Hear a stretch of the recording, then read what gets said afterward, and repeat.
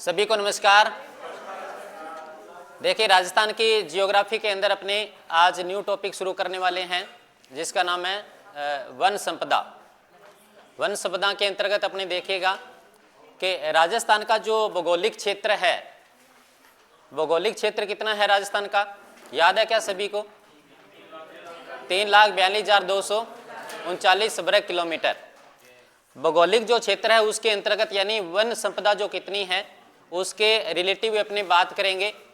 और राजस्थान में वन संपदा के अंतर्गत कई बार प्रश्न भारतीय स्थिति के अनुसार भी पूछ लिए जाते हैं। भारत में जो वन नीतियां और वन कानून है, सबसे पहले अपने शुरुआत से चर्चा करेंगे कि स्टार्टिंग में वन नीतियां जो है कहां से शुरू की गई है और किन के द्वारा की गई है। तो अपने वन संपदा और वन संपदा के अंतर्गत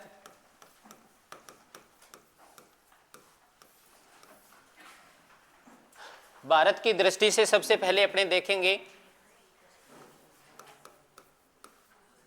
भारत में वन नीतियां व कानून। वन नीतियां व कानून ये स्टार्टिंग में कहां से शुरुआत इसकी होती है, वहां से अपने को देखना इसमें कौन कौन से किस प्रकार से हैं।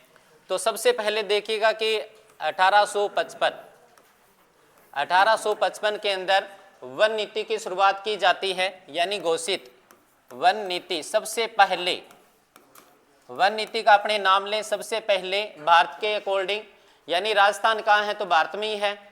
जब स्टार्टिंग के अनुसार पूछा जाता है, कई दफा एक प्रश्न पूछा गया कि जो स्वतंत्र भारत की सबसे प्रथम वन नीति है वो कब शुरू की गई है, यानी कब लागू की गई थी। तो याद है किसी को क्या? स्वतंत्र भारत की प्रथम वन नीति 1952। हाँ, 1952, क्योंकि देखिए देश आजाद कब होता है? 1947। 1947 से पहले, यानी कि अपने ये कह दे कि स्वतंत्रता से पहले की बात है, और स्वतंत्रता के बाद यानी 1947 के बाद जो भी आंकड़ा आ जाता है फिर वो स्वतंत्र भारत का बन जाता है। तो उससे पहले से ही शुरुआत हो जाती है इसकी। लेकिन जैसे अपने अभी जो एक सन की बात की 1855 वन नीति ये घोषित की गई थी। और ये अपने देखिए कि ईस्ट इंडिया कंपनी जो है, कौन सी कंपनी? ईस्ट इंडिया कंपनी के द्वारा, मुख्य ईस्ट इंडिया। तो यहाँ अपने को ये देखना है कि इस समय ये जो भारत की प्रथम वन नीति जो घोषित की गई, तो इसमें अपने ये लिख सकते हैं कि भारत में सर्वप्रथम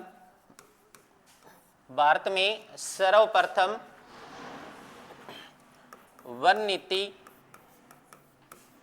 भारत में सर्वप्रथम वन नीति लॉर्ड डलहौजी के द्वारा घोषित की गई। डलहौजी के द्वारा घोषित की गई। तो सबसे पहले अपने को यहाँ याद रखना है कि 1855 का ये सन आता है जिसमें सबसे पहले यानी कि शुरुआत की जाती है, वन नीति की घोषणा की जाती है। किसके द्वारा? तो लॉर्ड डलहौजी के द्वारा।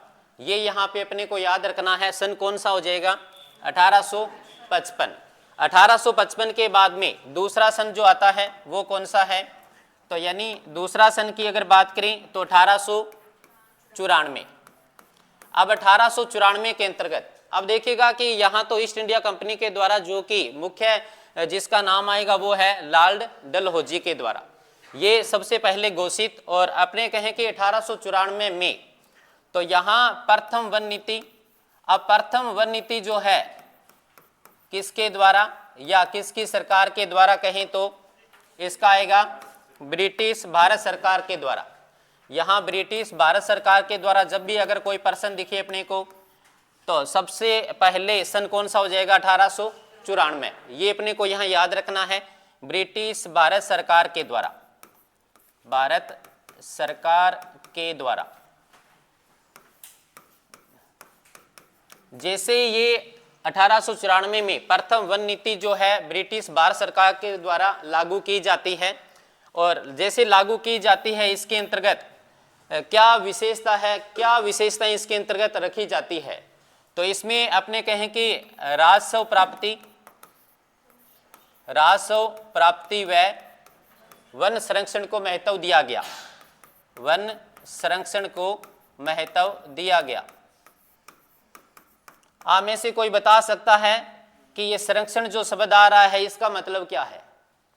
ये संरक्षण शब्द बार बार में आता है, मतलब क्या हुआ? हाँ, इसमें अपने ये कह सकते हैं संरक्षण का जब भी शब्द यानी कि ये प्रयोग में लिया जाता है तो वनों की सुरक्षा देखभाल अपने कह सकते हैं, साथ में वनों की सुरक्षा देखभाल करना ये एक दायित्व बन जाता है आम नागरिक का। अगर वैसे अपने जैसे कॉमन सेंस से बात करें तो आम नागरिक का भी क्या है, ये दायित्व बनता है, जिसमें सरकार के द्वारा आगे से आगे ये निर्देशन भी दिए गए हैं। तो आगे अपने एक संविधान के अंतर्गत भी है, ये आपने पॉलिटिकल पढ़ी होगी, और उसके अंतर्गत वन जो है इनको संविधान के अंतर्गत कुछ अनुच्छेद है, 2 मुख्य अनुच्छेद है, एक तो मूल कर्तव्य का, एक नीति निर्देशक तत्व के अंतर्गत है, तो वहां पे इनको रखा गया संविधान के अंदर। तो आगे अपने जैसे देखिएगा कि 1894 प्रथम वन नीति ब्रिटिश भारत सरकार के द्वारा, और इसमें राजस्व प्राप्ति व वन संरक्षण को महत्व दिया गया। 1894 के बाद अपने आगे सन की बात करेंगे 1927। अब 1927 है, इसमें भारतीय वन अधिनियम को लागू किया गया, भारतीय वन अधिनियम। इसमें देखिएगा कि भारतीय वन अधिनियम अभी पहले अपने भारत के अकॉर्डिंग देख रहे हैं, यानी कि भारत के अनुसार वन नीतियां और वन कानून, उसके बाद अपने देखेंगे कि राजस्थान के अनुसार। कई बार क्या है कि मिक्स करके प्रश्न बन जाता है, भारत के अनुसार भी, राजस्थान के अंतर्गत भी पूछ लिया जाता है। भारतीय वन अधिनियम, अब ये जो कोई भी अधिनियम बनेगा ना, अधिनियम बनेगा तो उसका मतलब संरक्षण से होगा। अब यहाँ अपने सीधा एक नाम लिया है भारतीय वन अधिनियम, इसका मतलब क्या होगा कि ये वन संरक्षण के लिए है, यहाँ वनों को संरक्षण प्रदान करने के लिए ही इस अधिनियम को लागू किया गया है, अपने दिमाग में ये रखना है। अब ये 1927 में भारतीय वन अधिनियम लागू किया जाता है, लेकिन यही अधिनियम यानी ये जो अधिनियम है अपने राजस्थान की बात करें तो यह राजस्थान में कब लागू किया गया, तो 1953 में लागू किया जाता है, लागू किया गया। यानी सीधी सी बात अपने ये कह सकते हैं कि 1927 भारतीय वन अधिनियम जो है, वन संरक्षण अधिनियम जो है, यही अधिनियम राजस्थान के अंतर्गत 1953 में ये लागू किया गया है। ठीक है, अब 1927 के बाद आगे अपने जैसे देखें तो सन आता है 1927 के बाद 1952 का। अब 1952 जैसे अपने देखें कि 1952 के अंतर्गत क्या है, तो 1952 के अंतर्गत राष्ट्रीय वन नीति। अब 1952 राष्ट्रीय वन नीति जो है, यानी ये है राष्ट्रीय वन नीति, राष्ट्रीय वन नीति। अब देखिए सन कौन सा आ गया, 1952। देश आजाद कब होता है, 1947 को। 1947 से पहले की चर्चा अपने की और उसके बाद 1947 के बाद अपने कर रहे हैं। अब यहाँ ये 1952, इसका मतलब देश आजाद होने के बाद अब ये क्रिया है, देश आजाद होने के बाद। अब राष्ट्रीय वन नीति जो है, अब ये अपने सीधा सीधा अक्षरों में ये कह सकते हैं कि स्वतंत्र भारत की प्रथम वन नीति कौन सी है, तो 1952 है।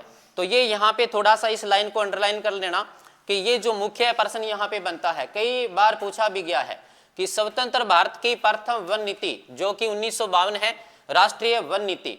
अब ये राष्ट्रीय वन नीति जो है, अब इसके अंतर्गत मतलब कि अपने ये कह सकते हैं कि इसमें सुचारू रूप से मुख्य विशेषताएं क्या है, बता सकता है कोई आप में से? 1952 के अंतर्गत अन्य विशेषताएं क्या रखी गई है? यानी इसके अंतर्गत देखिएगा कि इससे पहले देश आजाद होने के बाद यानी कि वनों को संरक्षण प्रदान करने के लिए एक निश्चित दिशा रख दी गई। यानी जो मैदानी भाग है, कुछ पहाड़ी क्षेत्र है, मैदानी भाग पर तो कितने प्रतिशत के वन होने चाहिए, 33%, और पहाड़ी क्षेत्रों में कितने होने चाहिए, तो 66%। तो ये थोड़ा सा यहाँ अपने को याद रखना है कि राष्ट्रीय वन नीति के अनुसार, यानी ये जो वन नीति है इसके तहत की अपनी बात करें तो मुख्यतः अपने यहाँ पे देखिएगा, इसके तहत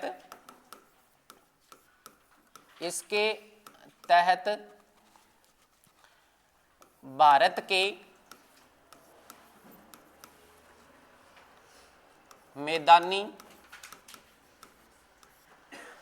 के मैदानी भूभाग पर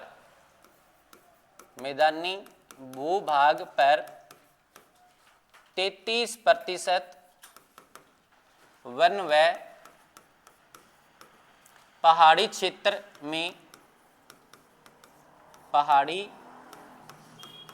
में कितने प्रतिशत वन होने चाहिए? तो 66% वन होने अनिवार्य थे, यानी अनिवार्य। तो 66% वन होने अनिवार्य थे। तो यहाँ अनिवार्य की बात अपने कर रहे हैं, यानी कि इतने तो होने ही चाहिए, अनिवार्य थे। तो इसके अंतर्गत ये है 1952 जो राष्ट्रीय वन नीति है, इसके तहत जो मुख्य विशेषता रखी गई है वो मैदानी भाग के अंतर्गत तो 33% है वन, और पहाड़ी क्षेत्र के अंतर्गत कितना है? तो 66% वन होने अनिवार्य कर दिए गए थे। तो ये अभी तक लागू भी होता है इसके अंतर्गत।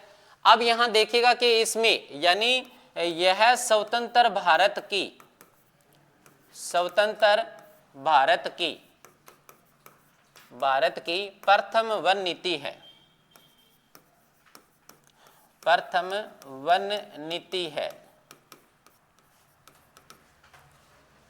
अभी इससे पहले जैसे आंकड़ा अभी देखा तो एक तो 1855 की बात की अपने, 1855 में किसके द्वारा वन नीति घोषित की गई? लॉर्ड डलहौजी के द्वारा। 1855 के बाद फिर कौन सा आंकड़ा आपने देखा है? 1894, और उसमें ब्रिटिश भारत सरकार के द्वारा यानी प्रथम वन नीति। और 1894 के बाद जैसी अपने चर्चा की थी 1927 के अंतर, और वहां कौन सा अधिनियम लागू किया गया? भारतीय वन संरक्षण अधिनियम लागू किया गया। और वही अधिनियम राजस्थान में कब लागू किया गया है? 1953 के अंतर्गत। तो यहाँ उसके बाद अपने देखा कि 1952 यानी स्वतंत्रता के बाद राष्ट्रीय वन नीति, जो कि एक स्वतंत्र भारत की प्रथम वन नीति ये कहलाती है। अब 1952 के बाद में जैसे अपने सन की बात करें 1980, अब 1980 के अंतर्गत यहाँ देखें कि थोड़ा सा महत्वपूर्ण है। ये महत्वपूर्ण कैसे है कि 1980 में भारतीय वन संरक्षण अधिनियम ये लागू किया जाता है। पहले तो स्वतंत्रता के पहले की चर्चा थी, अब स्वतंत्रता के बाद की है। तो अब भारत सरकार के द्वारा सारा का सारा ये माध्यम है 1980 यानी भारतीय वन संरक्षण अधिनियम। अब देखिएगा कि यहाँ जैसे ये नाम आया संरक्षण का, अब यहाँ मुख्य तौर पे ये चर्चा क्या है कि केवल और केवल यानी ये जो अधिनियम बनाया गया है इसका कारण क्या है? इसका कारण ये है कि वनों को संरक्षण प्रदान करने के लिए ही ये अधिनियम बनाया गया है। और आपको लगभग ये पता होगा कि इतिहास के दौरान भी आपने देखा होगा कि भारत स्वतंत्रता से पहले अपने जैसी बात करें तो सारी की सारी रियासतें थी, कोई राज्य या अपने जैसे नाम लें कि जिले वगैरह ये नहीं थे, एक भूखंड था प्रॉपर रूप से। पहले प्रॉपर रूप से क्या था? भूखंड था, यानी कोई भी आए अपनी जबरदस्ती दिखाए और कोई भी भूभाग अपने हिस्से में ले जाए, यही तो था सीधा सीधा। लेकिन जैसे जैसे समय बीतता गया और अधिकार क्षेत्र में यानी कि परिवर्तनशीलता आती गई। परिवर्तनशीलता का मतलब ये है कि सबसे पहले भूखंड, उसके बाद रियासतें, और रियासतों के बाद फिर अपने कुछ नए नए ठिकाने जैसे रियासतें हैं, केंद्र शासित प्रदेश है, ऐसे अपने करने के बाद जिले जो बना दिए गए हैं। और अपने आज वर्तमान के अंदर जैसे ही पढ़ें तो यानी मुख्य देश और देश में राज्य और राज्य में जिले, ये इस रिलेटिव अपने सारा का सारा यानी विशेषताओं के तौर पे अपने पढ़ते हैं।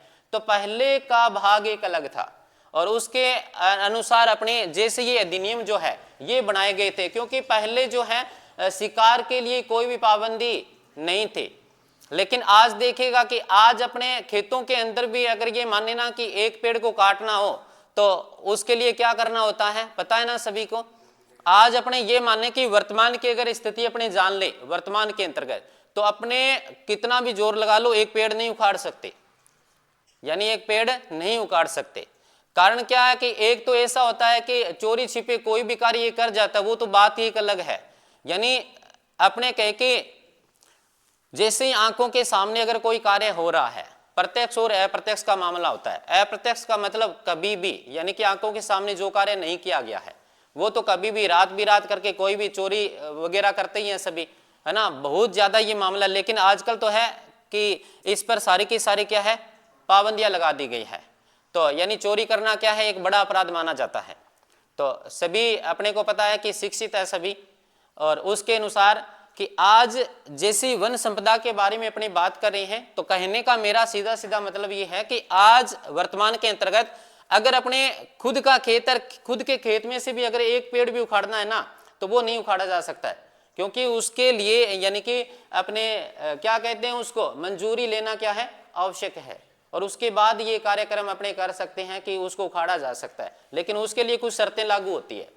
तो ये अभी जो वन संरक्षण अधिनियम का जैसे अपने नाम लिया, तो इसमें क्या है कि 1980 के अंदर सबसे पहले तो ये किया गया कि अब जो है इसमें पेड़ वगैरह काटना, और संरक्षण के अंतर्गत क्या है, जहां पर वन का नाम आएगा तो वन्य जीवों का भी नाम क्या है, साथ में आएगा। संरक्षण के अंतर्गत क्या है कि वन तो है, लेकिन उसके साथ साथ क्या है कि वन्य जीवों की भी सुरक्षा करना वो भी दायित्व बनता है।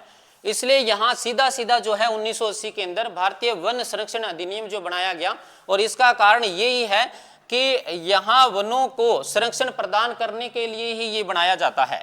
यानी वनों को संरक्षण प्रदान करने हेतु, संरक्षण प्रदान करने हेतु, तो इसमें साथ साथ में वन्य जीवों का भी आ जाता है संरक्षण में। संरक्षण का मतलब सभी समझिए कि सुरक्षा से होता है, देखभाल से होता है, रख रखाव से होता है, और निगरानी का भी अपने कह सकते हैं इसमें। जैसे कि मान लो कि अपने कोई भी फसल बोते हैं तो स्टार्टिंग से लगते हैं लास्ट तक उसकी निगरानी भी रखी जाती है, देखभाल भी की जाती है, बाहरी आवरण का भी ध्यान रखा जाता है। और वो जो सिस्टम अपने जो समझ रहे हैं खेत की दृष्टि से, वो ये जो अधिनियम है इसकी दृष्टि से है कंप्लीट ही, तो वो सेम ही यहाँ पे लागू होता है। क्योंकि समझने के लिए मैं बता रहा हूं कि इसका मतलब क्या होता है। तो यहाँ सीधा सीधा वनों को संरक्षण प्रदान करने हेतु, यानी कि वनों के अंतर्गत जो है वन्य जीव भी रहते हैं, वनों को काटा ना जाए, बाहरी आवरण भी देखा जाता है, रख रखाव का भी देखा जाता है, सारा सिस्टम इस अधिनियम के अंतर्गत आ जाता है। अब यहाँ अपने को ये महत्वपूर्ण जानकारी जो है हासिल ये करनी है कि 1980 के तहत, यानी जो ये अधिनियम बनाया गया, इस अधिनियम के तहत क्या है कि एक संस्थान जो है वो स्थापित किया जाता है। एक संस्थान जो स्थापित किया जाता है उसका नाम क्या है, तो भारतीय वन अनुसंधान संस्थान। और भारतीय वन अनुसंधान संस्थान जो है वो कहाँ है, देहरादून। और देहरादून कहाँ है, उत्तराखंड। तो ये अपने को यहाँ याद रखना है कि जो 1980 भारतीय वन संरक्षण अधिनियम जो लागू किया गया, और इसके तहत क्या है कि एक संस्थान स्थापित किया जाता है, एक संस्थान। और संस्थान का अगर अपने नाम ले, संस्थान यानी कौन सा स्थापित किया गया, तो संस्थान की अगर बात करें तो 1981 के अंदर भारतीय वन, अब देखिएगा कि यहाँ कई बार तो ये लिखा हुआ मिलेगा कि भारतीय वन अनुसंधान संस्थान, कई बार ये भी लिखा हुआ मिलेगा आपको कि भारतीय वन संरक्षण अनुसंधान संस्थान। तो दोनों ही बातें कई बार लिखी हुई आ जाती है। तो भारतीय वन अनुसंधान संस्थान ये इसका नाम है, अनुसंधान संस्थान। और ये संस्थान जो है ये मुख्य कहाँ है, तो देहरादून का नाम आएगा, देहरादून। और देहरादून जो है ये अपने देखें तो कहाँ है, उत्तराखंड में, यानी उत्तराखंड, देहरादून उत्तराखंड।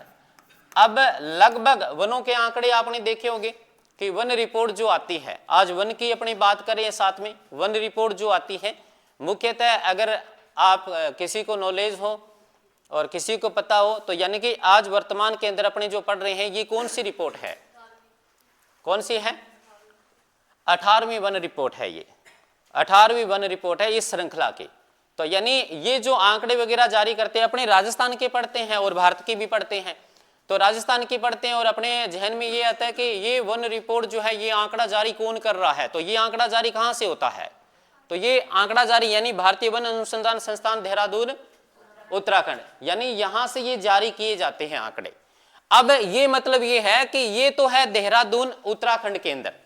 तो पहले आपको यहां तक ये बात याद रखनी है कि 1980 जिसमें भारतीय वन संरक्षण अधिनियम बनाया गया और इसके तहत एक संस्थान की स्थापना की जाती है जो कि 1981 में भारतीय वन अनुसंधान संस्थान कहाँ है, देहरादून उत्तराखंड।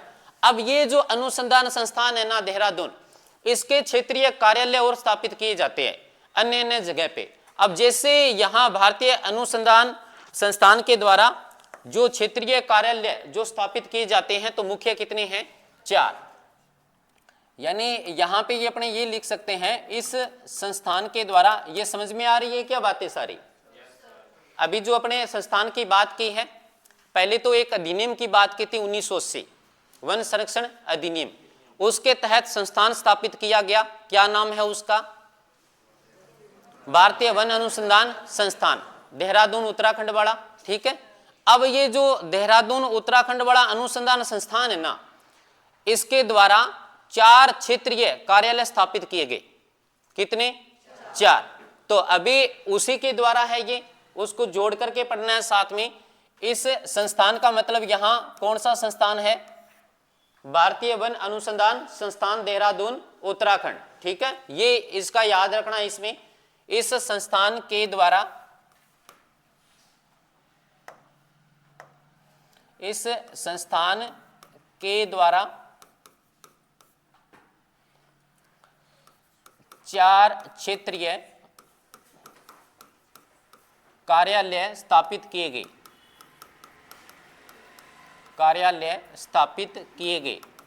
अब जैसे ये 4 कार्यालय स्थापित किए जाते हैं, यानी कौन कौन से हैं? तो सबसे पहले अपने देखिएगा कि कौन सा कार्यालय।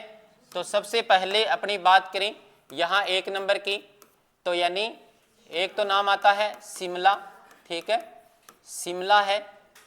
उसके बाद यानी शिमला जो है ये कहाँ है? हिमाचल प्रदेश, शिमला हिमाचल प्रदेश। कई बार सीधा सीधा ही पूछ लिया जाए शिमला के बारे में, शिमला वन अनुसंधान संस्थान ये कहाँ है? तो हिमाचल प्रदेश। शिमला केवल नाम लिख रहा हूं मैं, कंप्लीट का अगर नाम ले तो शिमला अनुसंधान संस्थान, वन अनुसंधान संस्थान का नाम आता है शिमला, हिमाचल प्रदेश के अंदर है। और उसके बाद 2 नंबर की बात करें यहाँ पे, तो दूसरा यानी कौन सा हो जाएगा शिमला के बाद? कोलकाता। और कोलकाता जो है ये किस राज्य में है? तो पश्चिम बंगाल में, ये है पश्चिम बंगाल, पश्चिमी बंगाल। उसके बाद तीसरा जो है अपने देखिएगा कि नागपुर, जो कि कहाँ है? महाराष्ट्र, नागपुर महाराष्ट्र, ये महाराष्ट्र में है। और 4 नंबर की बात करें अपने तो यानी बेंगलुरु, और बेंगलुरु कहाँ है? कर्नाटक, बेंगलुरु, और ये है कर्नाटक, कर्नाटक राज्य में है ये स्थित। यानी 4 जो है संस्थान क्षेत्रीय कार्यालय, इस संस्थान के 4 क्षेत्रीय कार्यालय जो है स्थापित किए जाते हैं। और 4 जैसे ये स्थापित किए जाते हैं तो यानी एक तो शिमला हिमाचल प्रदेश, दूसरे की बात करें तो कोलकाता पश्चिमी बंगाल, तीसरे की बात करें तो नागपुर महाराष्ट्र, और 4 नंबर वाला कौन सा हो जाएगा? बेंगलुरु कर्नाटक। तो ये यहाँ पे 4 जो है अपने क्षेत्रीय कार्यालय इसके अंतर्गत देखे हैं, ठीक है। यानी इनका कार्य क्या है? इनका कार्य ये है कि जो संस्थान है यानी कि जो जो क्षेत्र है पास वाले सभी से आंकड़े यानी कि स्थित संग्रहण करके फिर ऊपर तक भेजे जाते हैं। अब अपने कोई भी आधार रहता है तो छोटी जगह से लेकर के बड़ी जगह तक, यानी छोटी जगह से कोई भी आंकड़े होते हैं वो इकट्ठे किए जाते हैं और बड़ी जगह पे भेजे जाते हैं। और उसके बाद वहां से रिजल्ट निकल के आता है कि अब किस प्रकार से ये आगे की ओर बढ़ाना है, कौन सा पहले पे है, कौन सा दूसरे पे है, कौन सा तीसरे पे है ना। तो इस प्रकार ये क्रमबद्ध श्रृंखला आ जाती है, जो कि वन रिपोर्ट के अंतर्गत ये सारा का सारा माध्यम इसी प्रकार से है। तो अब यहाँ अपने ये स्थिति यहाँ तक पड़ी है, और ये स्थिति यहाँ तक पढ़ने के बाद अपने देखेगा कि इसके बाद यानी अभी जो सन देखा था 1980 का, और इसके बाद जिस सन की बात करें तो कौन सा सन आएगा इसके अंदर? 1988 है ना। और 1988 में एक नवीन वन नीति जो जारी की जाती है, और नवीन वन नीति जो जारी की जाती है उसका मतलब क्या होगा, क्या विशेषता होगी कि जो पुरानी वन नीति थी उसको अपने कहें कि संरक्षण प्रदान करना और उसमें विकास को महत्व देना यानी बढ़ावा देना। पहले तो एक निर्धारित था कि जैसे मैदानी जो भाग है उसमें 33% तक वन होने चाहिए, अनिवार्य थे, वो तो अनिवार्य है ही है, लेकिन उसके बाद इसको यानी कि और विकास करना और बढ़ावा देना, तो वो आगे इस अपने जैसे यहाँ पे देखें तो 1988 के अंदर 1988 के अंदर राष्ट्रीय वन नीति जिसमें अपने नवीन का नाम ले सकते हैं, नवीन। और इसमें सीधा सीधा क्या है कि जो पुरानी वन नीति है, पुरानी वन नीति कौन सी, 1952 वाली, 1952 वाली, यानी कि अपने ये कह सकते हैं कि उसमें संशोधन, यानी पहले वाला भाग तो है ही है लेकिन उसको सुरक्षा प्रदान की गई है और विकास को बढ़ावा दिया गया है उसमें। इसके तहत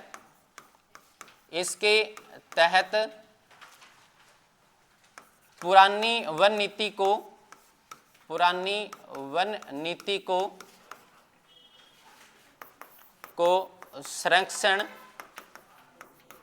संरक्षण व विकास का महत्व या विकास को महत्व दिया गया है, विकास को महत्व दिया गया है।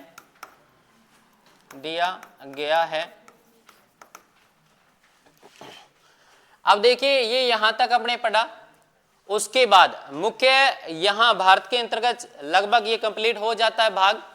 जैसे इसमें देखें तो सर्वाधिक अगर वन वाला क्षेत्रफल देखें भारत के अंदर, राज्य की बात करें तो पहले नंबर पर कौन सा आ जाएगा, मध्य प्रदेश, और दूसरे नंबर की बात करें तो अरुणाचल प्रदेश, और तीसरे नंबर की बात करें तो छत्तीसगढ़। और प्रतिशत के अंतर्गत भी अपने यहाँ चर्चा कर सकते हैं क्योंकि ये भारत की जियोग्राफी के अंतर्गत अपने नहीं पढ़ रहे हैं, फिर भी सर्वाधिक अपने प्रतिशत और क्षेत्रफल का थोड़ा सा यानी 3-3 लाइनों में देख लें, और जब भारत की जियो अपने करें उसके अंतर्गत अपने कंप्लीट ये भाग देखेंगे उसमें। तो यहाँ भारत में कुल वन क्षेत्रफल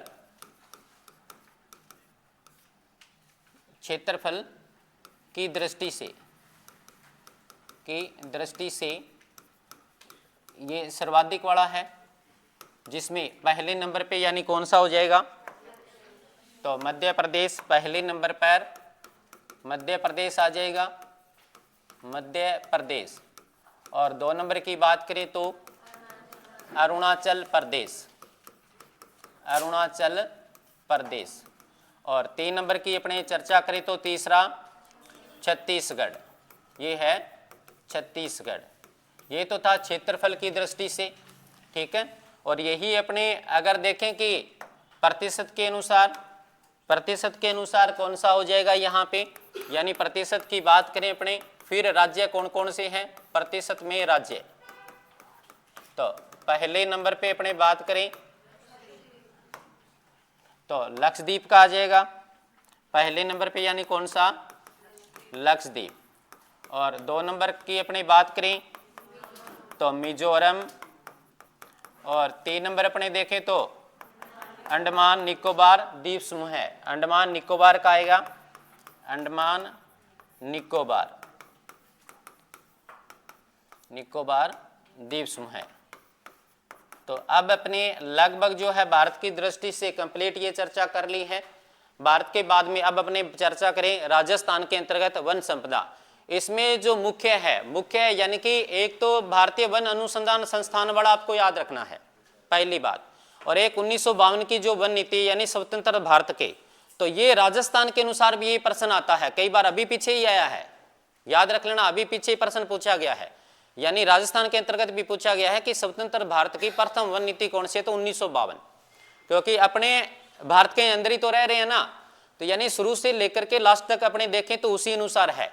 और जैसे वन अनुसंधान संस्थान वाला है कि अगर अपने राजस्थान की दृष्टि से देखें कि ये जो वन रिपोर्ट आती है तो कितने वर्ष पश्चात आती है, समय कितना होता है, तो प्रत्येक 2 वर्ष के बाद ये आती है। और जैसे ये रिपोर्ट आती है तो आती कहाँ से है, तो भारतीय वन अनुसंधान संस्थान है, ये है कहाँ पे, तो देहरादून उत्तराखंड वाला है ना। तो यानी ये इसी लाइन में पूछा जाता है। तो यानी किसी भी प्रकार से कर ले, दोनों को जोड़कर ही अपने को याद करना है। इसमें स्टार्टिंग से अगर याद करेंगे तो बहुत ही अच्छा रहेगा। तो इसलिए ये सारा का सारा व्यवहार पहले वाला इसलिए मैंने बताया है क्योंकि इसमें ये व्यवहार करता है राजस्थान के अंदर भी। तो जैसे अब अपने देखें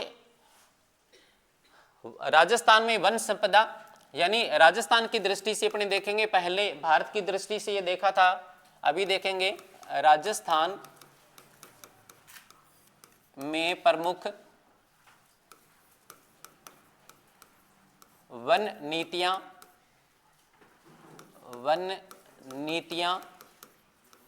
व कानून। और ये लगभग पार्ट आपको याद भी होगा, यानी जैसे आपने इतिहास पढ़ा होगा या अन्य सब्जेक्ट पढ़ा होगा उसके अनुसार लगभग आपको कवर भी होगा। कवर कैसे, तो यहां जैसी अपनी चर्चा करें कि सबसे पहले अगर यहां पे आता है, क्योंकि पहले अभी मैंने आपको बताया कि पहले कोई जिले वगैरह तो थे नहीं, पहले रियासतें वगैरह थी। और लगभग आपको पता होगा कि राजस्थान में रियासतें कितनी थी, तो 19, ठिकाने कितने थे, 3, केंद्र शासित प्रदेश कितने थे, 1, याद है ना। तो भारत के अकॉर्डिंग कितने हैं रियासतें, भारत में रियासतें, चलो याद कर लेना, जाग के देखना पहले, ठीक है। अब अपने वन नीतियां और कानून के बारे में बात करें यहां, तो सबसे पहले देखिएगा कि 1901 अपने एक क्रमबद्ध तरीके से चलेंगे सन के अनुसार। एक तो मैंने यहां पे बताया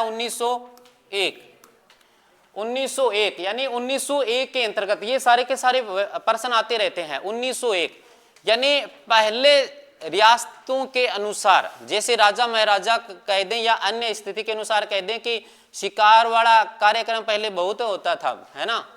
तो पुरानी मूवियां भी आपने देखी होगी, तो उसके अनुसार भी पता लग जाता है, क्योंकि अपने तो अभी लगभग 30-35 कोई 28-25 एज का ही होगा, तो पहले अपने तो कभी देखा नहीं, लेकिन अपने कुछ मूवियों के अनुसार अपने देख लेते हैं, या अपने ये कहें कि कुछ इतिहास के दौरान अपने को पता चलता है कि पहले शिकार वगैरह राजा महाराजा ये भी बहुत खेलते थे, और वो यानी कि एक मनोरंजन के लिए खेला जाता था। लेकिन एक ये दुर्भाग्य की तो बात है ना, जीवों को मारना एक मनोरंजन के साथ। और दूसरी दफा अगर बात करें तो जीवों को खाने वाली भी स्थिति अपने मान ले, तो वो भी एक दुर्भाग्य अपने कह दें। तो 100 में से अपने ये कह सकते कि मैं तो ये कहूँगा कि 95%, 100 में से 95% यानी कि खाते ही हैं, 5% ही कोई ऐसा होगा जो लगभग कोई बचा होगा। तो जीवों को ये वाला सिस्टम बहुत ही एक दुर्भाग्यपूर्ण भी है, नहीं खाना चाहिए। तो यहाँ 1901 की अगर बात करें, 1901 में राजस्थान में सर्वप्रथम यानी शिकार पर क्या है, प्रतिबंध लगाया जाता है। राजस्थान में सर्वप्रथम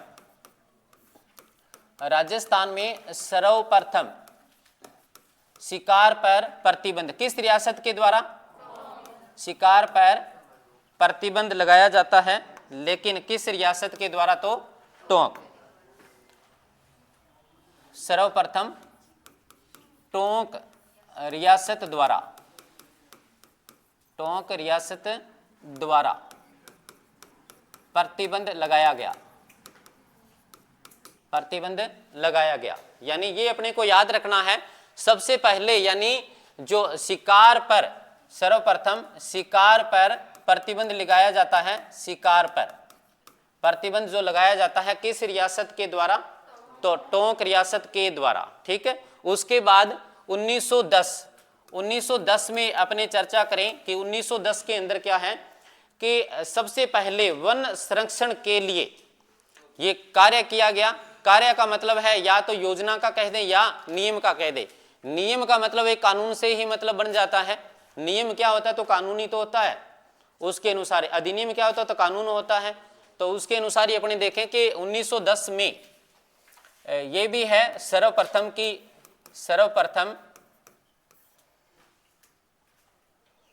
वन संरक्षण के लिए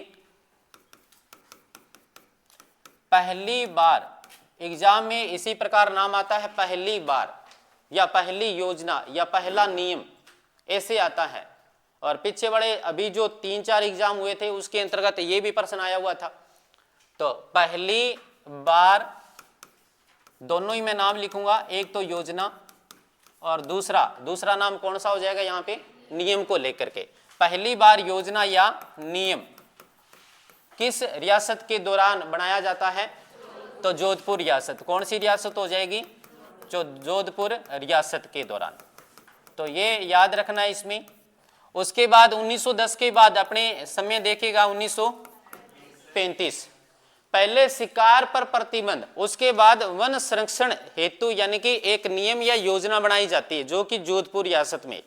और उसके बाद 1935 का अगर अपने कहें 1935, इसमें वन अधिनियम को लागू यानी कि एक दर्जा दिया जाता है।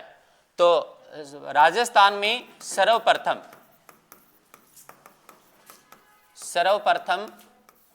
वन अधिनियम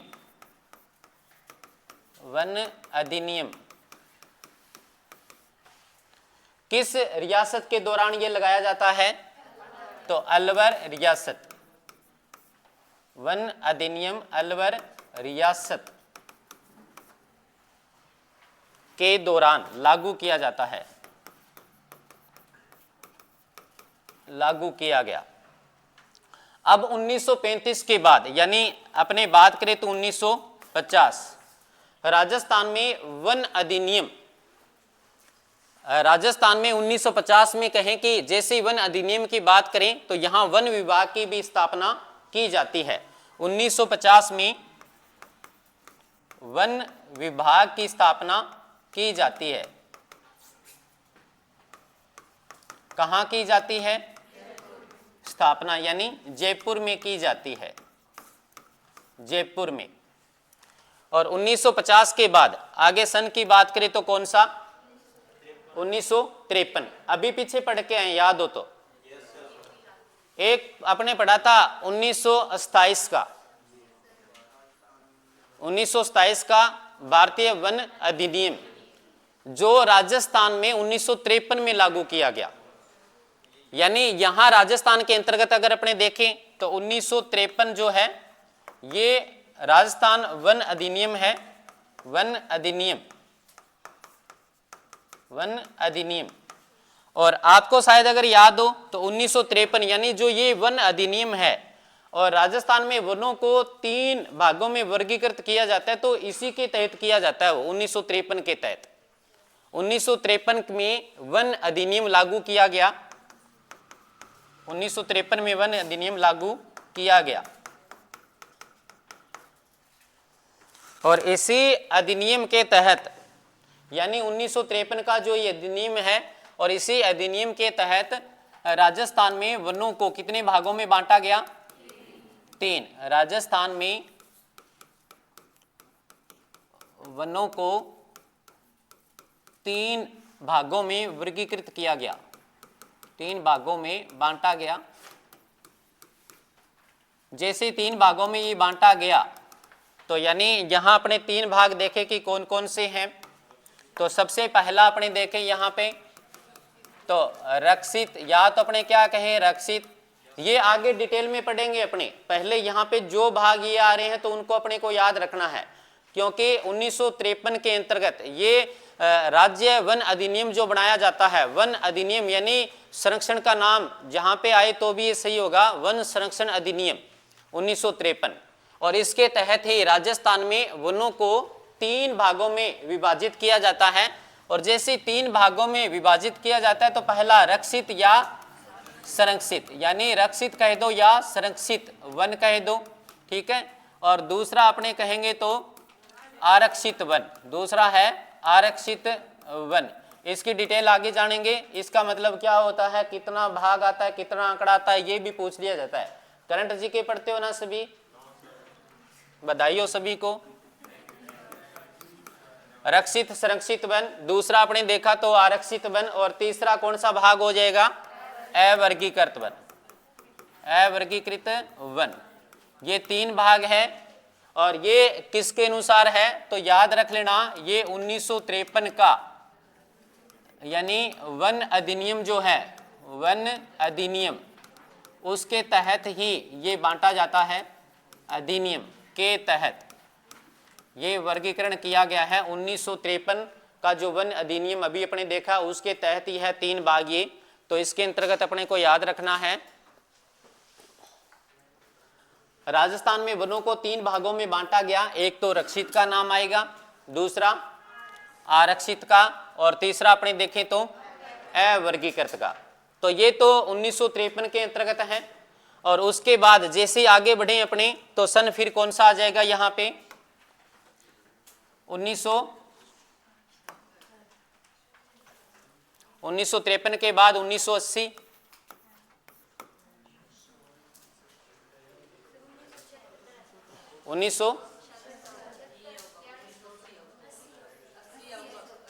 हाँ, इसमें थोड़ी सी कुछ लाइनें रहेगी। लाइनें कौन सी रहेगी कि अपने बात करें थे ना संविधान के अनुसार, यानी कि वो अपने उसकी विशेषता जान ले कि वन वाला जो भाग है, पार्ट है, अपने किस आधार से पढ़ते हैं, ये संरक्षण अधिनियम वगैरह है और इनकी जो सुरक्षा प्रदान की गई है ये किसके तहत और किस आधार पे है। तो यानी जैसे अपने ये भाग पढ़ा है अभी, यानी वनों को 3 भागों में बांटा गया अधिनियम के तहत, लेकिन संविधान के अंतर्गत वनों को अपने जैसे अपने नाम ले, वनों के साथ में वन्य जीव भी आ जाते हैं इसमें। तो वनों को संविधान के अंदर यानी कौन सा अनुच्छेद है जिसमें इनको शामिल यानी कि रखा गया है, तो यानी 2 अनुच्छेद है। एक तो अनुच्छेद कौन सा है 48 क, एक तो अनुच्छेद है 48 क, ठीक है, 48 क है, और एक है 51 क। यानी यहां अपने ये कह सकते हैं कि वन जो है, वन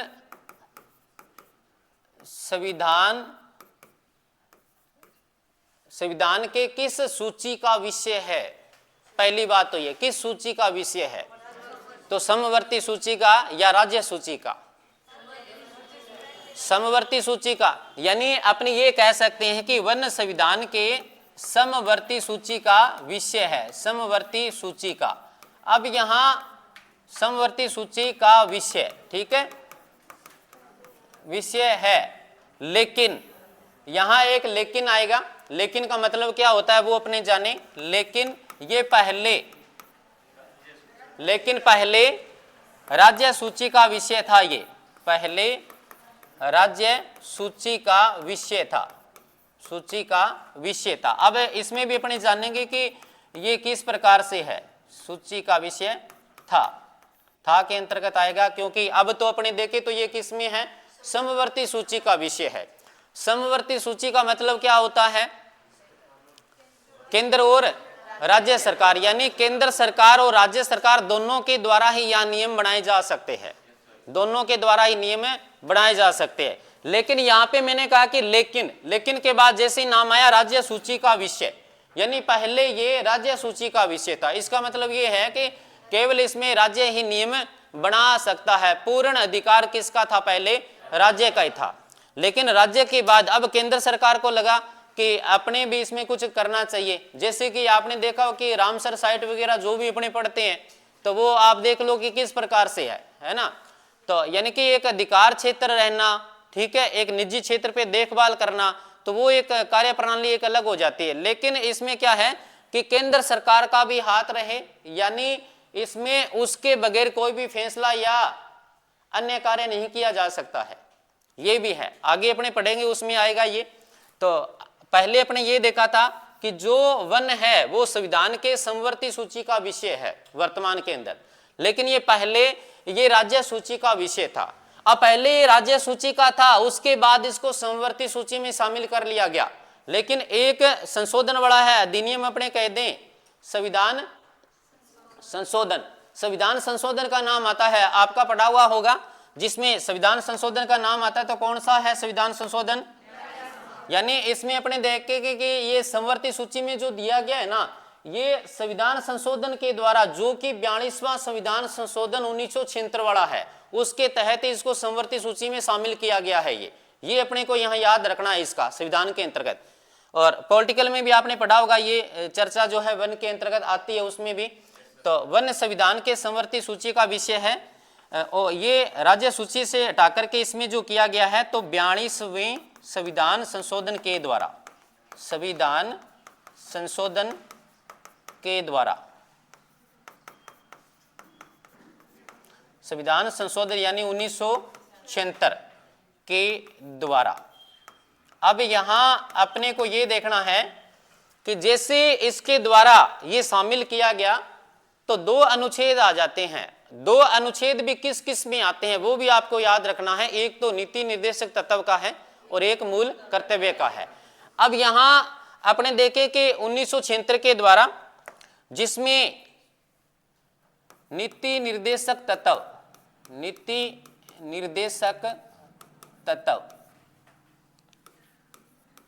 के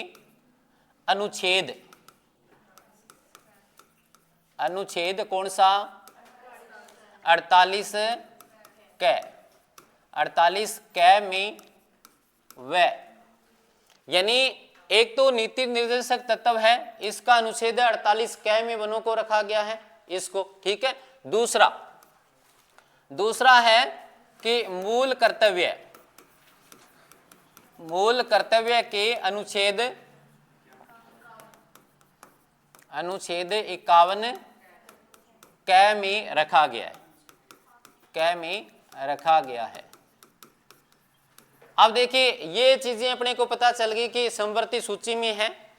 ये 42वां संविधान संशोधन 1976 के द्वारा ही रखा गया है और जिसमें नीति निर्देशक तत्व के अंतर्गत एक अनुच्छेद है 48 कै उसके अनुसार, और दूसरा अपने कहें तो मूल कर्तव्य जिसमें 51 कै अनुच्छेद है उसमें वनों को रखा गया है। अब यहाँ बड़ी बात ये आ जाती है कि जो एक तो अपने देखा 48 कै, ठीक है, और दूसरा देखा कौन सा 51 कै। अब 48 कै क्या कहता है और 51 कै क्या कहता है, इनकी विशेषताएं क्या है कि इसमें लिखा हुआ क्या है ये अपने को जानना है। जो अपने देखिए कि 48 कै में इसके तहत राज्यों को निर्देशित किया जाता है। किसके द्वारा? तो केंद्र सरकार के द्वारा। यानी अपने ये कह सकते हैं बड़ा भाग की जो संविधान के अनुसार है, मुख्य संविधान के अनुसार ही होगा। पालना किसकी की जा रही है? तो संविधान के। तो जो नियम लागू होंगे तो एक श्रृंखलाबद्ध नियम लागू होते हैं जिसकी पालना सभी को करनी होती है। एक में तो है राज्यों को निर्देशित करना, एक में है राज्य निर्देशित करते हैं आम नागरिकों को। मूल कर्तव्य पढ़े होंगे आपने, कितने हैं? 11 पढ़े ना सारे के सारे। तो अपने देखिए 48 कै इसके तहत राज्यों को निर्देशित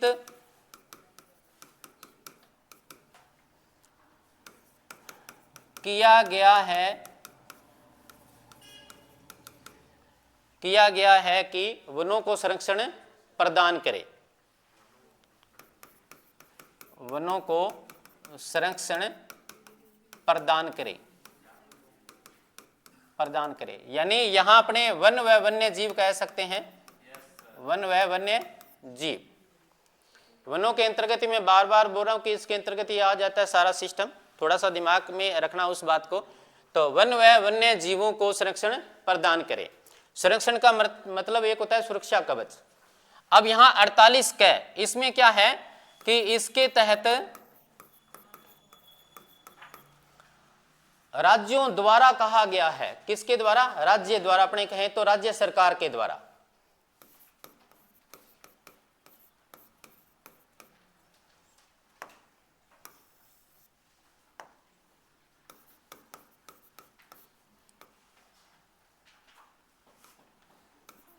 राज्य सरकार द्वारा आम नागरिकों का कर्तव्य है, आम नागरिकों का कर्तव्य है। और कर्तव्य कौन सा? कि पर्यावरण संरक्षण, यानी पर्यावरण को संरक्षण करे या पर्यावरण संरक्षण को प्रदान करे। तो पर्यावरण संरक्षण का यहां मतलब क्या है? पर्यावरण को संरक्षण प्रदान करे।